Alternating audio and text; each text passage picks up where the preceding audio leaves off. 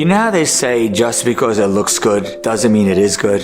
And everyone says it, but somehow your bones don't believe it. I want to give you a dramatic example of this.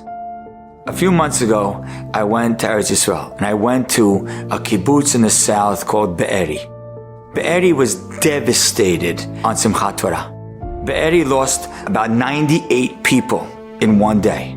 And you go into the kibbutz and you'll see a house, and the entire house is blown up, like blown up into smithereens. You look on the floor and you feel the pain. I remember standing on the blown up bricks and seeing little toys, like a little teddy bear.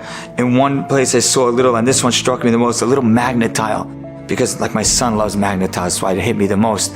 And then you go to the next house and it's blown up, and there's 100 bullet holes in one room, and one after another, 180 houses in a row that were literally terrorized and destroyed on that day. But here's what's powerful.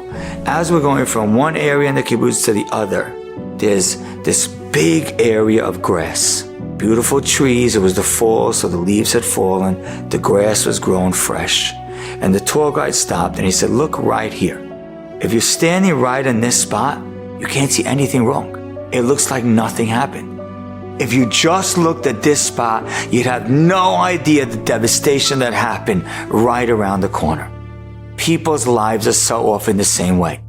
You see a couple smiling in the street. You see someone driving in his nice car. You see someone else making a big business deal. You see someone walking with a group of friends and they're all laughing and giggling. And everybody's life looks perfect. Sometimes have a conversation with a Rav. You know what's beautiful about being a Rav? You get to see the inside of people's stories, and you realize that so many people are literally like that grass in Be'eri. They show the world the most beautiful part, and they don't let you ever see what's around the bend. So many of those times a couple goes into their house, those friends go to their home and go to their job, they put their head on the counter and like, how am I going to deal with all my struggles?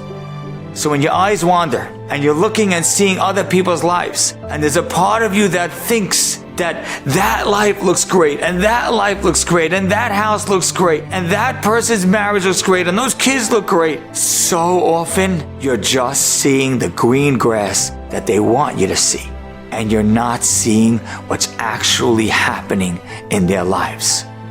Don't get fooled. Don't get tricked. Don't get deceived. Don't get impressed. Don't get jealous, because so often you're not seeing what's really happening in their lives.